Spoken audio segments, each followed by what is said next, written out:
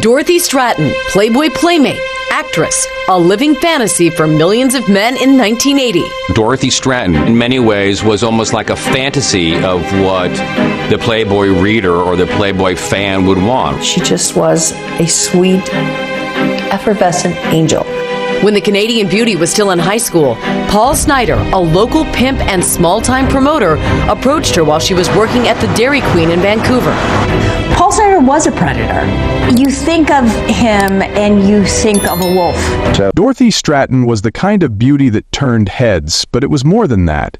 She had a rare, effortless charm that made people believe she was destined for greatness. She grew up in Vancouver, Canada, an ordinary girl with an extraordinary presence. Raised in a working-class household, Dorothy wasn't born into fame or privilege. She spent her teenage years balancing school and part-time jobs, never imagining that her life would take a dramatic turn. Then came Paul Snider. A small-time hustler with big ambitions, he saw in Dorothy something more than innocence. He saw opportunity. He was taken with her beauty, convinced she could be his ticket to the kind of success that had always eluded him. In 1977, while she was still a high school student working at a local Dairy Queen, he introduced himself, flattering her with promises of a glamorous future. He spoke of Hollywood, of stardom, of a life beyond the quiet suburbs of Vancouver. Dorothy, young and impressionable, was drawn into his world. Under Snider's direction, she entered a local modeling contest. It was the first step in what would become a meteoric rise. Soon, she caught the attention of Playboy magazine. With her natural grace and an almost ethereal beauty, she became a playmate and moved to Los Angeles, where everything changed. She wasn't just another model, she had an undeniable spark. Hollywood took notice. Directors, producers, and photographers were all drawn to her. She had a warmth on camera that couldn't be manufactured, a presence that made people believe she was on the cusp of something bigger than just magazine covers. Yet, as Dorothy's star ascended, the man who had first put her on that path refused to be left behind. Paul Snider had built his identity around Dorothy's success, but the more she stepped into the spotlight, the more he faded into the background. The power dynamic between them had shifted, and Snider was losing control.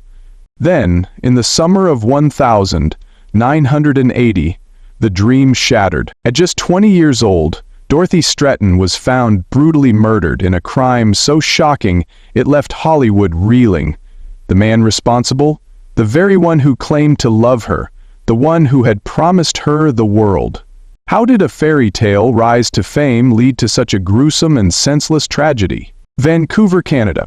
A city known for its stunning landscapes, towering mountains on one side, the vast Pacific Ocean on the other. But beyond the postcard scenery, it was, at its heart, a working-class city, built on the ambitions of immigrants and the quiet determination of families who wanted something more for their children.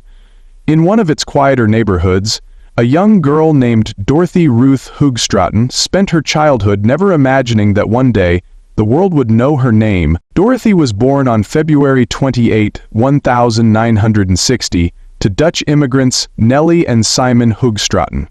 Her parents had come to Canada in search of a better life, but the reality was far from easy.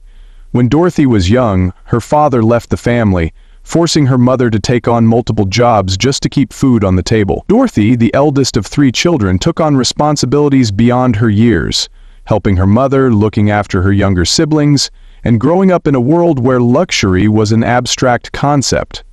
She wasn't the kind of girl who sought attention.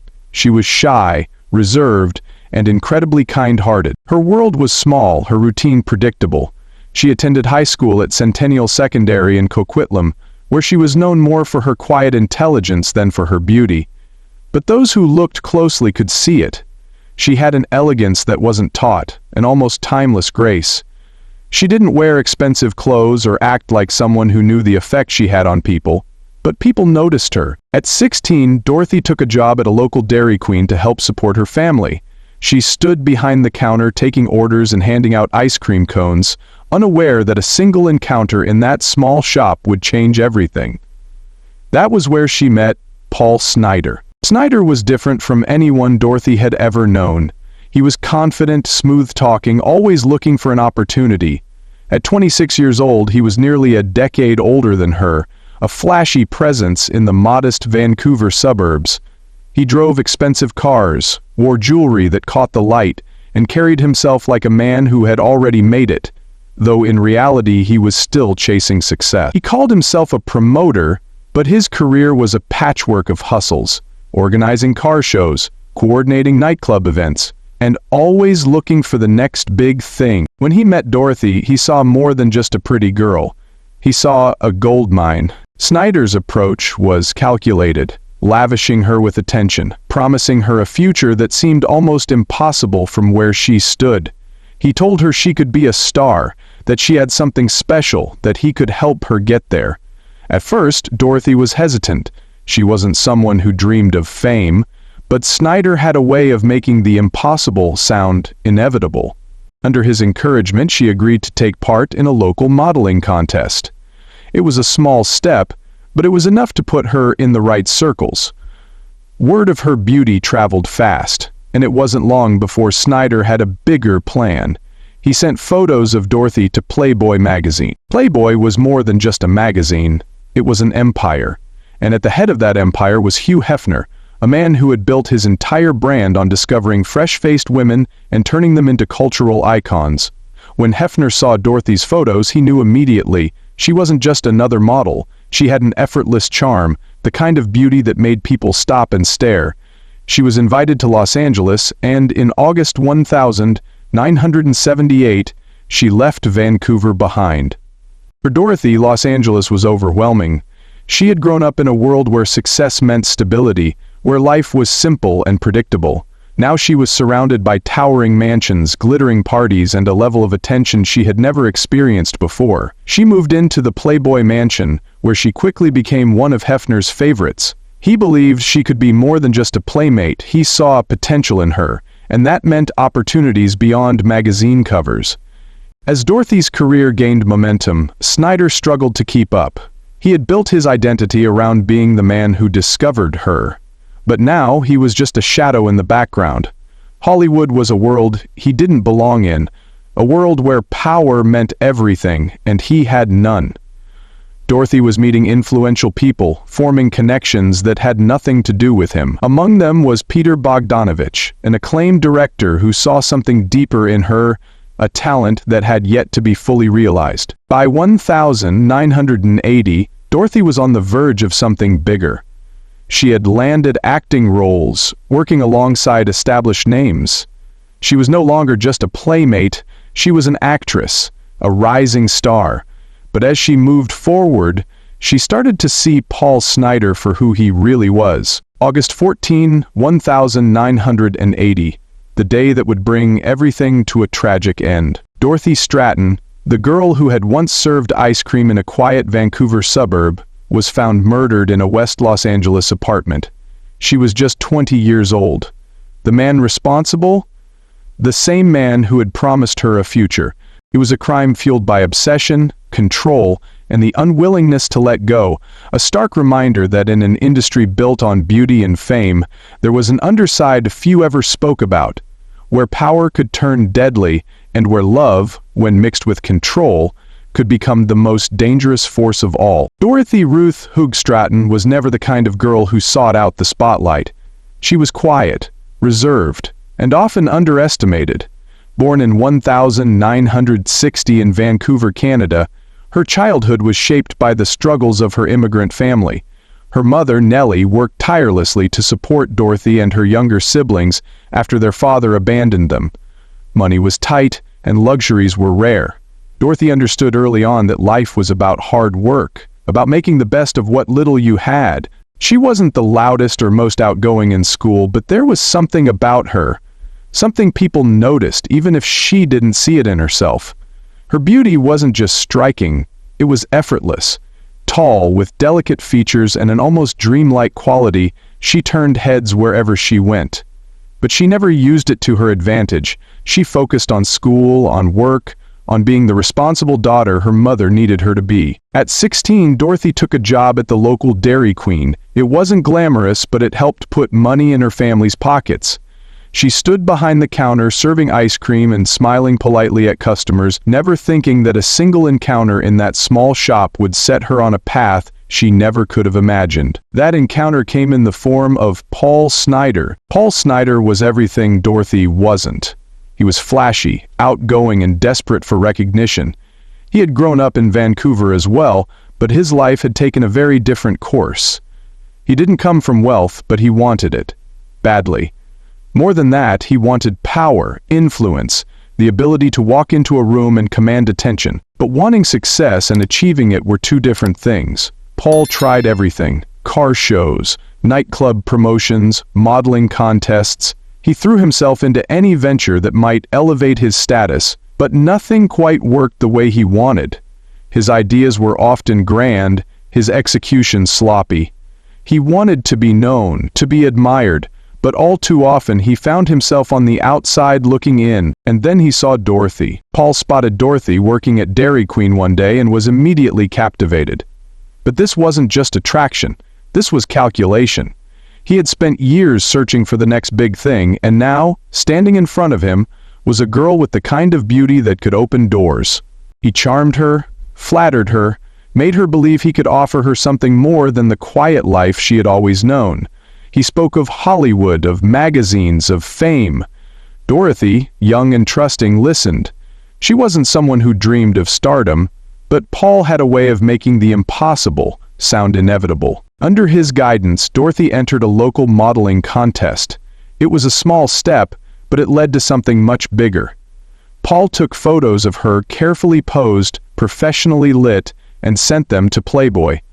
When the magazine responded with interest, he knew he had struck gold. At first, Paul and Dorothy appeared to be a team. He was the one who had discovered her, the one guiding her every step. But as Dorothy's career took off, the balance of power shifted. She moved to Los Angeles, where Playboy took her under its wing. Hugh Hefner himself saw her potential, not just as a model, but as an actress, a star in the making. She became a playmate, appearing in photo shoots that catapulted her into the public eye. Hollywood producers took notice. Casting directors began offering her roles. She was no longer just a small-town girl. She was becoming something much more, and Paul hated it. What had once been admiration turned into control.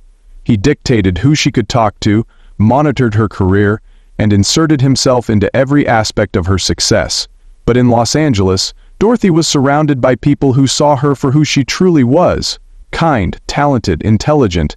They encouraged her to think for herself, to make her own choices. She began pulling away. By 1980, Dorothy had outgrown Paul. She was acting in films, building relationships with Hollywood's elite, and forming new connections. One of those connections was Peter Bogdanovich, an acclaimed director who saw more than just a model. He saw someone with real depth, real potential. Their relationship, both professional and personal, pushed Paul further into the background. He was no longer the center of her world, and he couldn't stand it.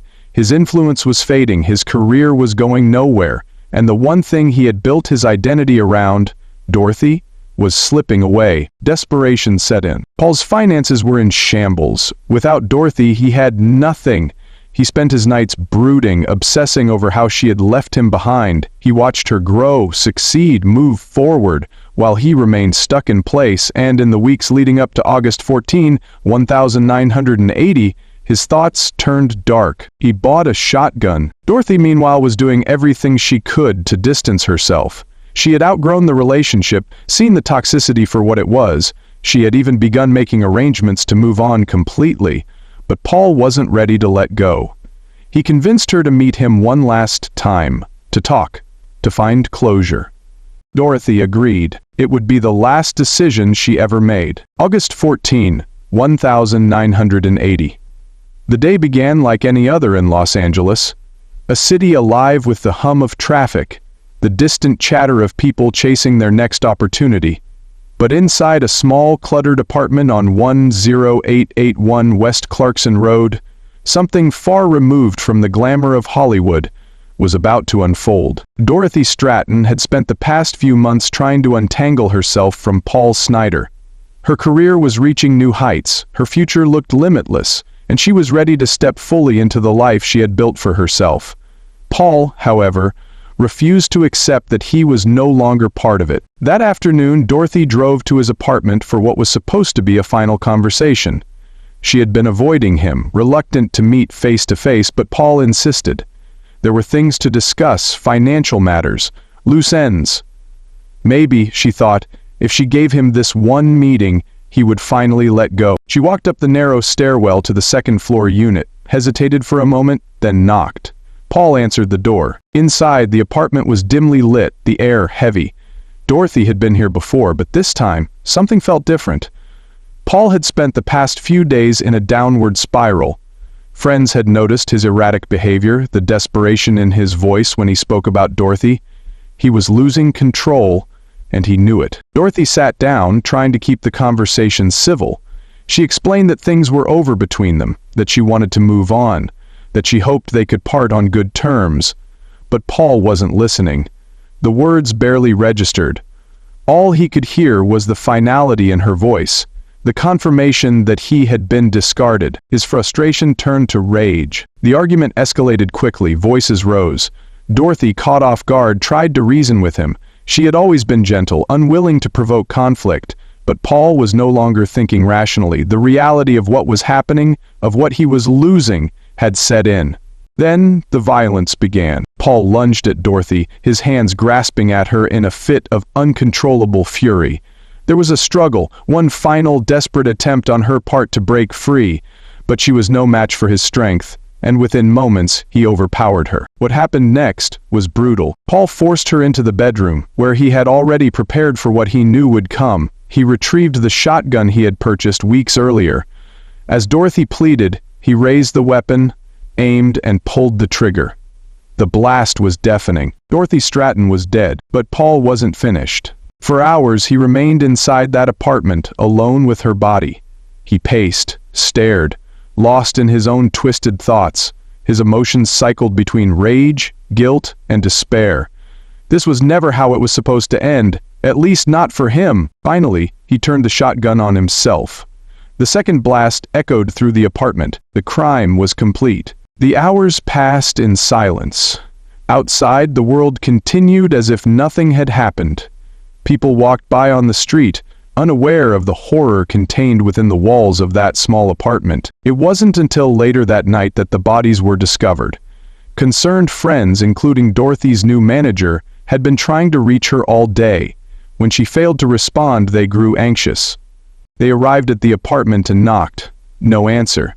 The door, left slightly ajar, creaked open with a push. The scene inside was one of absolute horror. Dorothy's body lay motionless in the bedroom.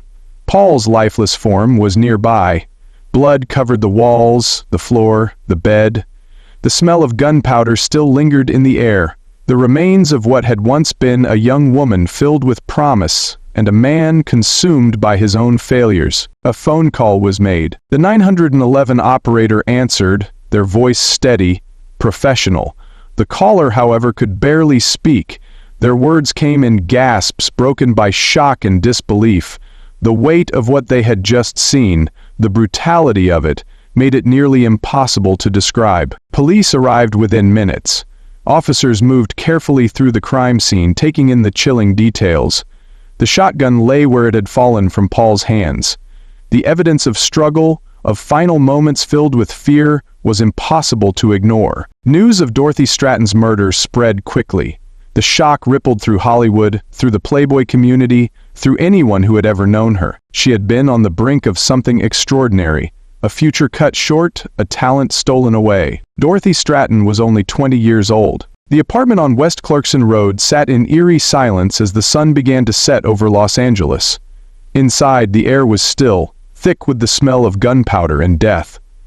Hours had passed since the fatal gunshot, yet no one knew. No sirens, no screams, just an apartment frozen in time, a place where a young woman's future had been violently erased, and a man's final act of desperation had played out in grim isolation. Outside, life moved on. Cars passed on the street below, neighbors went about their routines, but for those who knew Dorothy Stratton, something felt off. It started with a growing sense of unease. Dorothy had been expected at a meeting earlier that day, but she never showed. Calls went unanswered. Hours ticked by, and the silence surrounding her absence became impossible to ignore. Friends and colleagues, including Dorothy's new manager, grew concerned. She wasn't the type to disappear without explanation. Every call that went to voicemail, every unanswered knock on her apartment door, deepened the worry. Something was wrong. Then someone mentioned Paul. A sinking feeling set in. Dorothy had told them she was going to see him, to finalize their separation. It was supposed to be a short meeting, just a conversation, one last attempt at closure. But she hadn't been heard from since. As night fell, two of Dorothy's closest friends, her manager, and a private investigator who had been hired to look into Paul, drove to his apartment. They parked on the street, hesitated for a moment, then made their way up the narrow stairwell. The door to Unit 3 was closed but not locked. They knocked. No answer. They called out Dorothy's name. Silence. One of them reached for the handle. The door creaked open. The smell hit them first. The heavy, metallic stench of blood. Then they saw her. Dorothy's body lay crumpled on the bedroom floor, motionless, stripped of the light and warmth that had once defined her. Paul's body was nearby, his lifeless hand still close to the shotgun he had used to destroy both of their lives. The walls told their own story, evidence of struggle, of final moments filled with horror. Blood spattered across the room, a gruesome testament to what had taken place. One of them stumbled backward, gasping for air. The other reached for a phone. The 911 call was frantic, barely coherent. The dispatcher on the other end tried to remain calm, to ask the necessary questions, but the caller's voice was raw with shock. Words came out in gasps. "A woman dead. Oh my God, she's been shot." Within minutes, flashing red and blue lights filled the quiet residential street. Officers moved quickly, securing the perimeter, their radios crackling with urgent updates. The first responders who stepped inside were met with a crime scene that even the most hardened officers would never forget. The investigation began immediately. Detectives combed through the apartment, documenting every grim detail. Nothing about the crime suggested outside involvement. No signs of forced entry, no missing valuables. This had been personal. Ballistics confirmed the weapon, a 12-gauge shotgun. The wounds left no room for doubt. Dorothy had been shot in the face at point-blank range. The impact was devastating. The brutality of it all stunned investigators, but those who knew Paul Snider were not surprised. It didn't take long to reconstruct what had happened. Paul had planned this. He had been unraveling for weeks, pushed to the edge by his own failures, his financial ruin, his growing resentment toward the woman who had outgrown him. Witnesses came forward, describing his erratic behavior in the days leading up to the murder. He had spoken to friends about feeling discarded. He had told an associate he wouldn't let Dorothy walk away so easily. And then there was the shotgun, purchased weeks before, as if he had already made up his mind. The forensic team noted the chilling details. Dorothy had never expected to die that day. There was no defensive wound, no sign that she had fought back physically. She had walked into that apartment thinking it was just a conversation. Paul had made sure she never walked out. As officers pieced together the evidence, one fact became painfully clear. Dorothy Stratton had never stood a chance. Paul Snider would never answer for what he had done.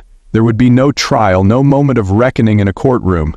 He had executed Dorothy, then turned the gun on himself, escaping judgment in the only way he could. But even without a confession, the truth was undeniable. Dorothy's friends, colleagues, and family members painted a picture of a man who had been unraveling long before that final violent act. They described his possessiveness, his desperation, his inability to accept that Dorothy had moved beyond him. Hugh Hefner, upon hearing the news, was shaken. He had seen the warning signs, Paul's jealousy, his obsessive grip on Dorothy, but he had underestimated how far it would go. Peter Bogdanovich, the man Dorothy had been growing close to, was devastated. He had loved her, he had planned a future with her, and now, all that remained were memories of what could have been. For Dorothy's family, the grief was unimaginable. Her mother, who had worked so hard to give her daughter a better life, now had to bury her. Dorothy Stratton had been on the verge of something extraordinary. She had walked through doors that few ever could, stepping from a small-town Dairy Queen into the spotlight of Hollywood. She had the kind of talent and grace that could have made her a legend. But in the end, she never got the chance. All because one man refused to let go.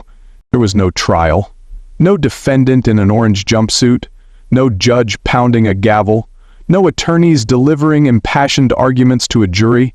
The man responsible for Dorothy Stratton's death had taken his own life in the same moment he had stolen hers. He would never answer for what he had done, and yet, in the days and weeks that followed, the world of Hollywood and beyond turned into its own kind of courtroom.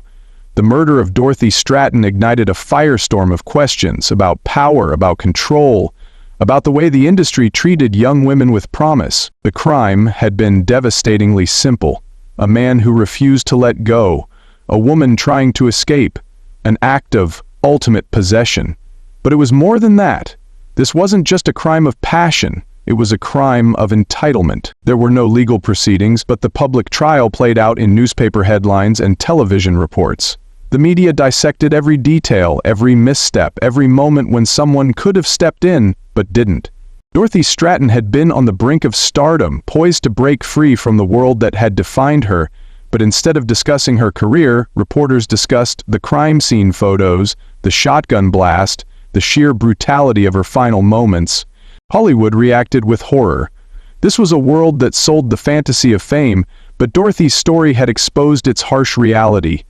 The entertainment industry had always thrived on power imbalances, men controlling the futures of women, deciding who would rise and who would fall.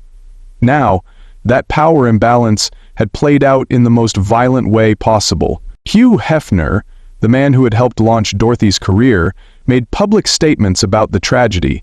He called Paul Snider a pimp, a man who never deserved to be part of Dorothy's life. But others pointed fingers at Hefner himself. Dorothy had been young, vulnerable, guided into a world she didn't fully understand. Had she been protected, or had she been pushed too quickly into the spotlight? Peter Bogdanovich, the acclaimed director who had fallen in love with Dorothy, was consumed by grief.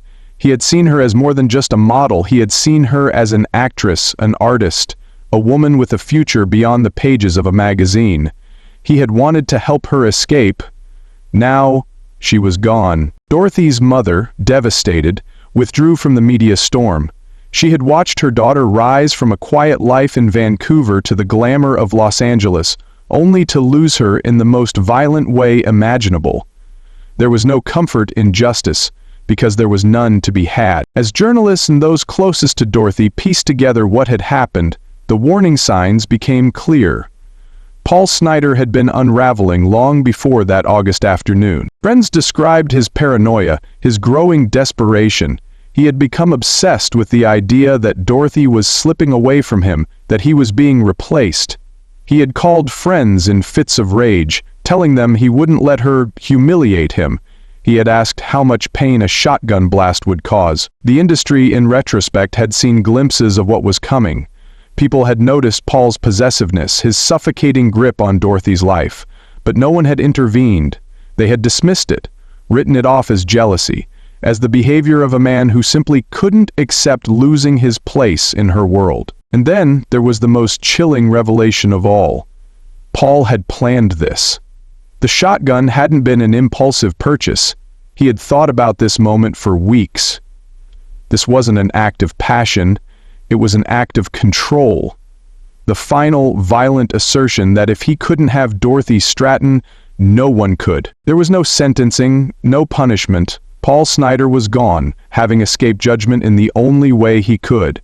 But the discussion of justice didn't end with him. In the years that followed, Dorothy's murder became a case study in power dynamics, how control can turn into obsession, how warning signs are ignored, how an industry built on the beauty of young women fails to protect them. Hollywood didn't change overnight. It would take decades for real conversations about power, exploitation, and violence against women in the industry to take hold.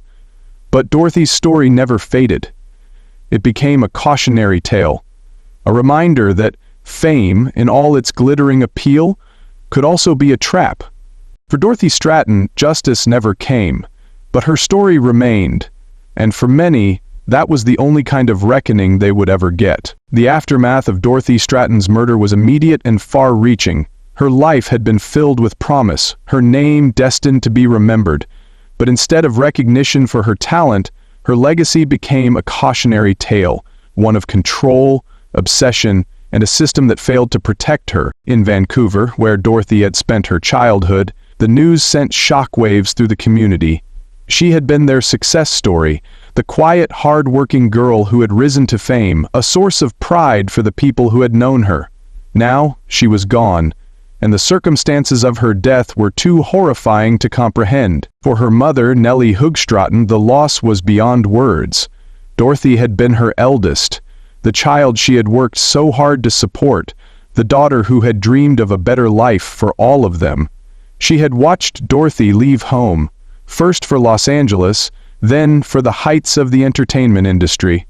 Now, instead of celebrating her success, she was left with grief so deep it could never be undone. She withdrew from the public eye, unable to bear the weight of the media frenzy surrounding her daughter's death. The world wanted answers, they wanted statements, but for a mother who had lost her child in such a brutal way, there was nothing to say that could make sense of what had happened. Meanwhile, those who had been closest to Dorothy in Hollywood wrestled with their own guilt and devastation. Hugh Hefner, the man who had introduced Dorothy to the world through Playboy, spoke publicly about the tragedy, condemning Paul Snider as a man who had no place in Dorothy's life. He described Paul as a predator, someone who had latched onto Dorothy, pushing her into the spotlight not for her benefit, but for his own. Hefner defended Playboy, insisting that the magazine had given Dorothy opportunities she never would have had otherwise, but others questioned how much protection had really been offered to her. Peter Bogdanovich, the acclaimed director who had fallen deeply in love with Dorothy, was inconsolable. He had believed he could give her a new life, that he could help her step away from the world that had exploited her. He had seen her as more than just a model. She was an actress, an artist, a person capable of so much more than what had been handed to her. Now she was gone. He had been in New York when it happened, waiting for Dorothy to finalize the end of her marriage so they could move forward together. Instead, he received the news that she had been murdered. He disappeared from the public eye for a time, unable to process the weight of what had happened. Later, he would write a book about Dorothy, The Killing of the Unicorn, in which he laid blame at the feet of Playboy and the industry that had drawn her in. To him, the system had failed her. It had taken a young, naive girl and placed her in the hands of a man who saw her as property rather than a person. The story of Dorothy Stratton's murder was everywhere. It dominated newspapers, television reports, and magazine covers.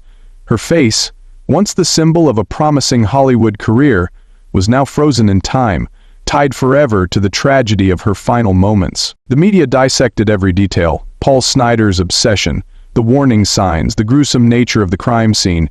They asked why no one had stepped in, why no one had seen what was coming. The entertainment industry, usually so quick to move on to the next big story, lingered on this one. Dorothy's murder was a reminder that fame was not always glamorous, that success came with dangers, that young women, no matter how bright their futures seemed, were often left unprotected in a world that prioritized profit over safety. Even years later, as technology advanced and new platforms emerged, Dorothy's story continued to resonate. Discussions of coercive control, manipulation, and power dynamics found a new space in online conversations. True crime communities revisited her case, analyzing the warning signs that had been ignored. Documentaries and films recounted the tragic arc of her life, ensuring that the lessons from her death would not be forgotten. Dorothy Stratton's murder was more than just a crime.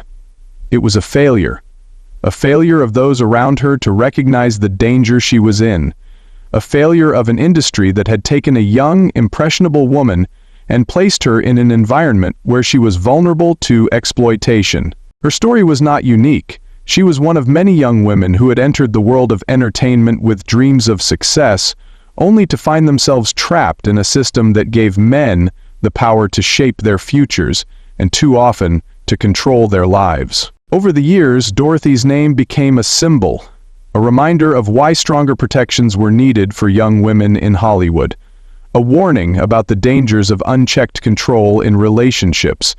A lesson in how quickly admiration can turn into obsession. She had wanted to be more than just a model. She had wanted to be an actress, a creator, someone with a voice of her own.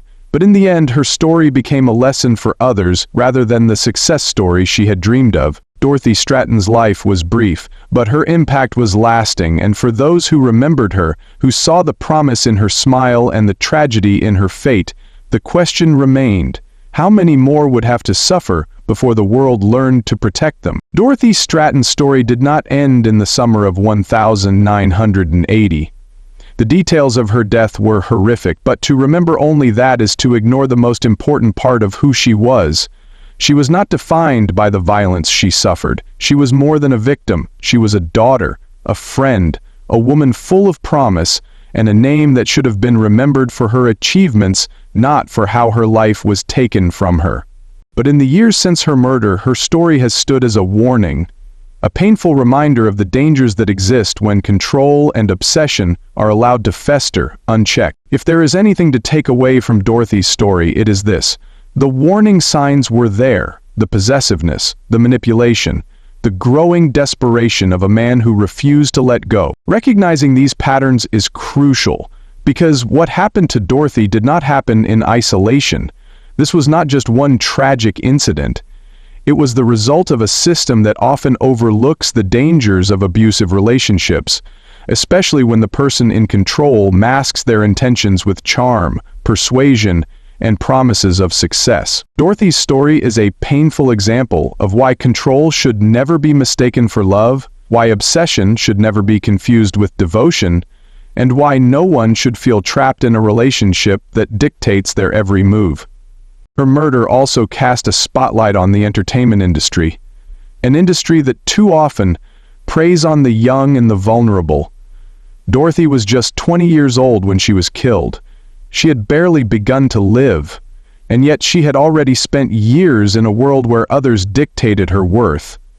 A world that lifted her up as an icon while failing to protect her as a person. The lesson here is not only about relationships, but about power, about how industries, institutions, and even social circles must do better to protect those who are placed in vulnerable positions, about how success should not come at the cost of safety, about how young women, especially those entering industries where their image is valued more than their well-being, must be given more than just opportunity. They must be given protection. To truly honor Dorothy, her memory must go beyond the tragedy. She was more than just a beautiful face on a magazine cover, more than just the latest rising star in Hollywood.